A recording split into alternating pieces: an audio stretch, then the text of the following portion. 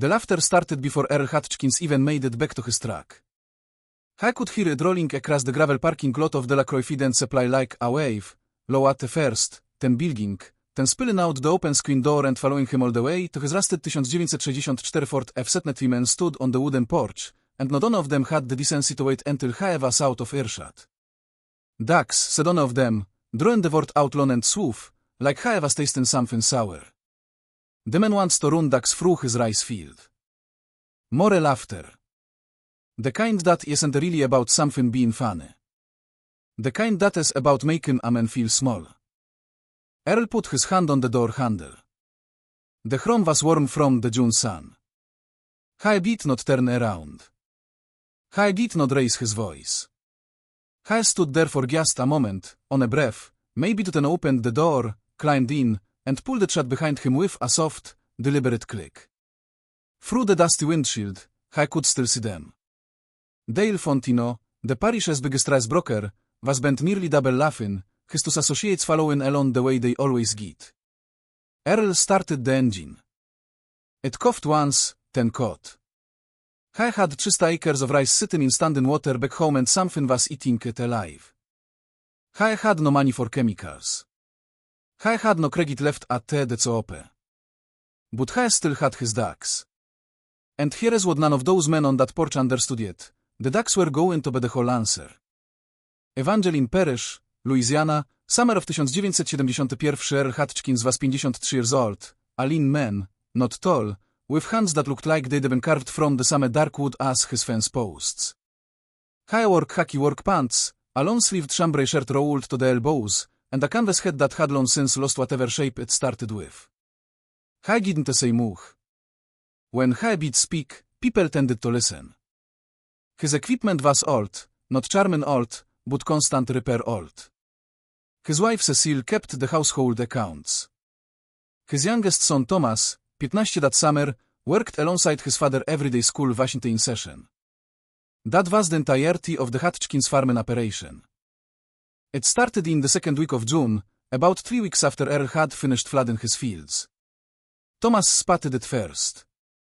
He came in on an evening with mud to his knees and a look on his face that Earl had learned to read over 15 years of farming alongside the boy.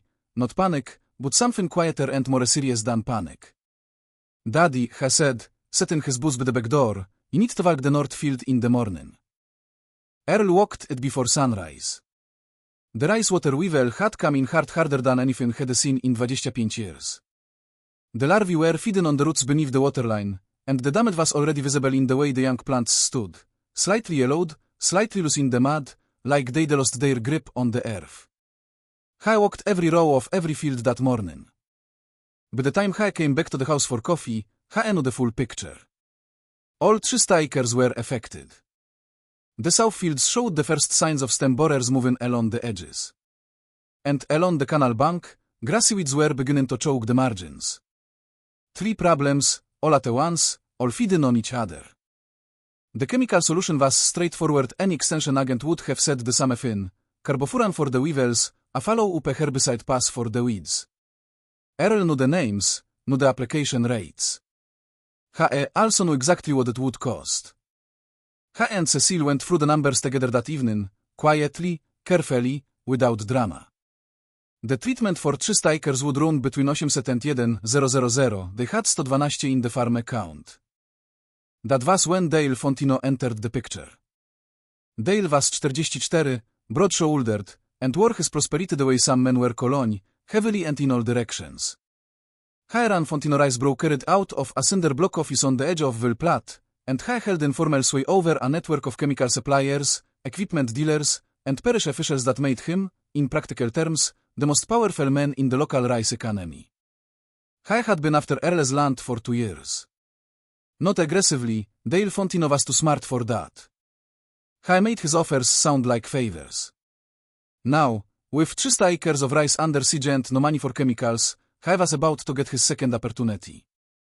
Earl had spent 4 days thinking through his options before he drove to that feed store.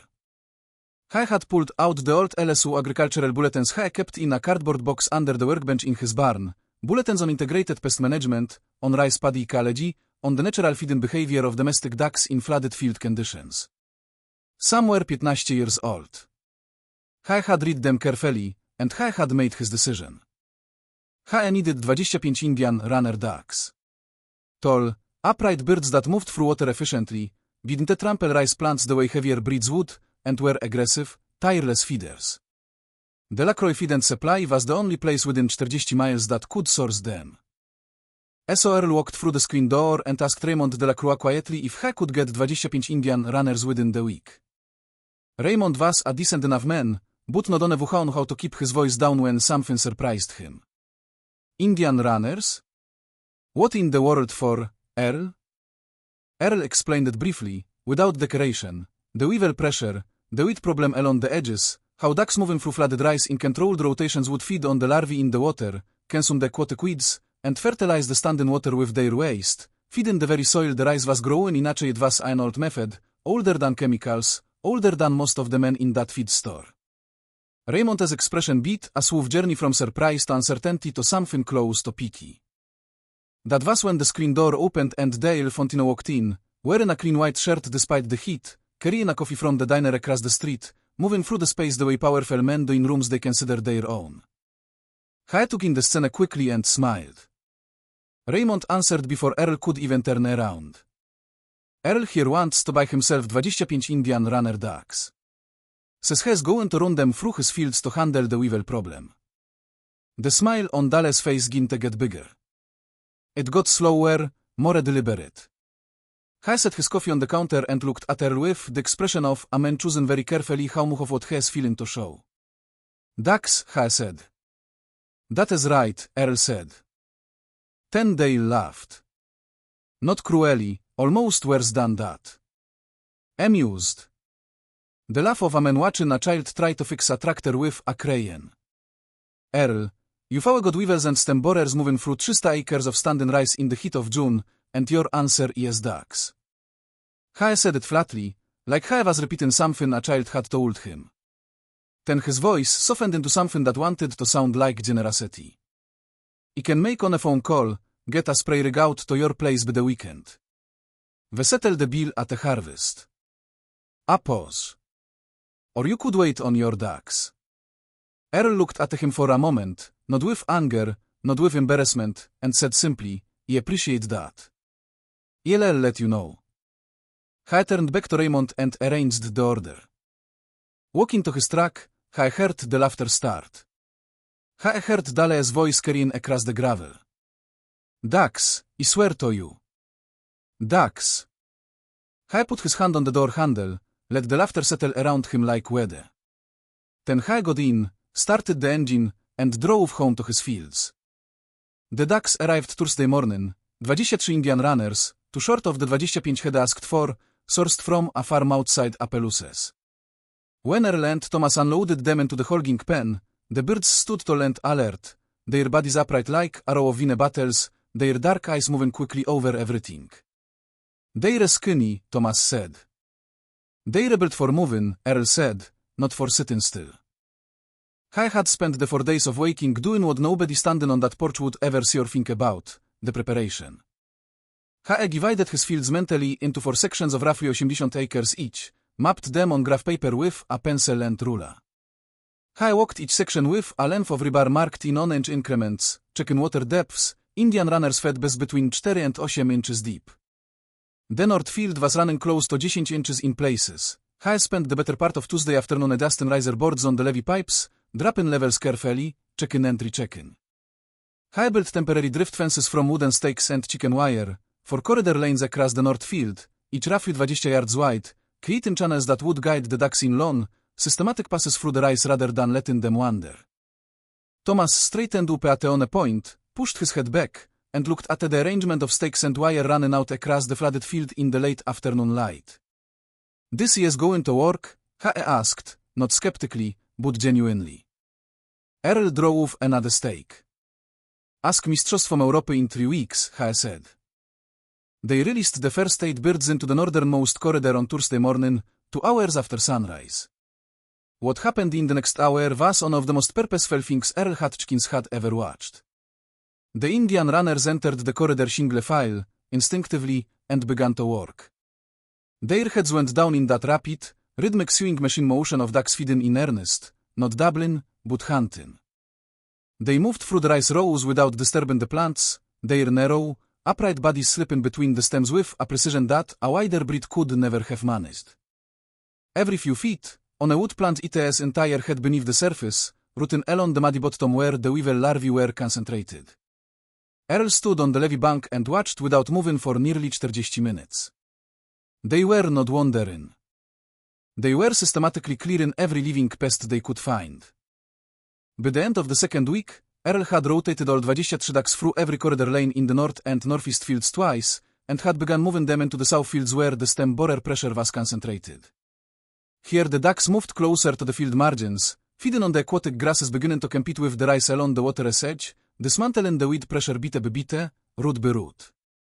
Every evening, Earl walked a different section with his measuring stick and a small notebook, recording water depths and noting which sections looked cleanest, in the cramped, careful handwriting of a man who had never gone past the 8th grade but had never stopped learning.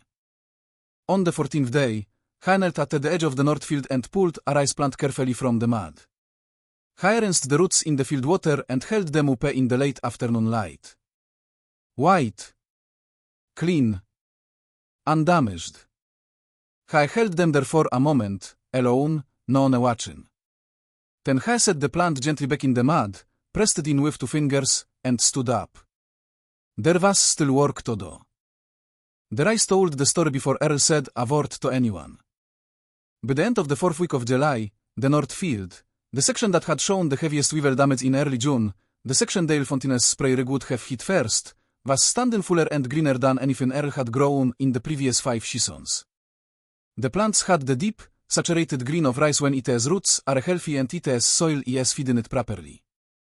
The water between the rows had a clean, dark quality, enriched before weeks of duck manure breaking down in the warm shallows, releasing nitrogen directly where the rice roots could draw on it. Earl had not sprayed a single chemical. He had not purchased a single bag of synthetic fertilizer. What he had spent in total was 31 on the ducks, 4 on staples, and the better part of 3 weeks of his and Thomas's labor.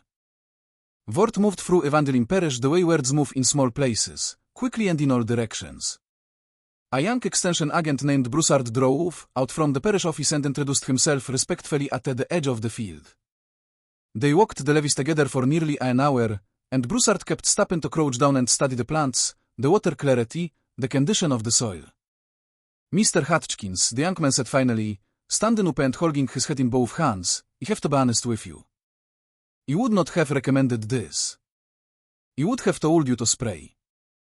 I looked out over the field. I would have been wrong.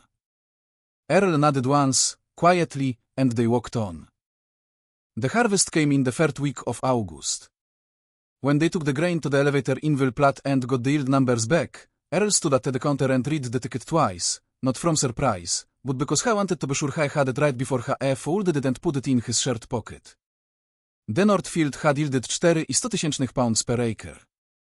The parish average that season was 3,200. He had outproduced his neighbors by nearly 900 pounds per acre on ground that had been written off in June as a probable loss. He was at the top settling his account when Dale Fontino walked inaczej the room tego exactly quiet, but it changed. Dale came to the counter and had the decency not to pretend it was a coincidence. He stood beside Earl and looked at the counter, then at Earl. I heard the yield numbers, he said. Earl tucked his paid receipt into his pocket. Good harvest, he said simply. A pause. Dale zjaw worked slightly. The easy confidence he wore like a second skin was still there, but it fit differently now, a little loose across the shoulders, a little uncertain at the color. How many ducks you figure it took? He asked. Not McKinley. Just asking. Earl picked up his head from the counter and put it on. 23, he said, and about 40 years of paying attention. He nodded to the man behind the counter and walked out into the August heat, and the screen door swung shut behind him, and the room stayed quiet for a long moment after he was gone. The following spring, Dale Fontino called Earl Hutchkins on the telephone. Not to make an offer on the land, not to talk brokered rates. He called because his own 3 strikers were showing early level pressure in the second week of May 1972 and the chemical costs had gone up that winter. Somewhere between August and May, Dale had done enough thinking to make a phone call he didn't particularly enjoy making.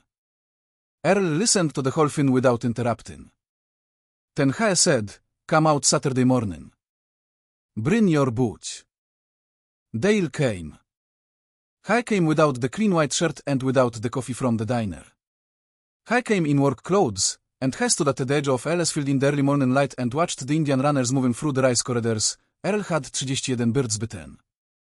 Dale asked his questions carefully and listened to the answers without argument.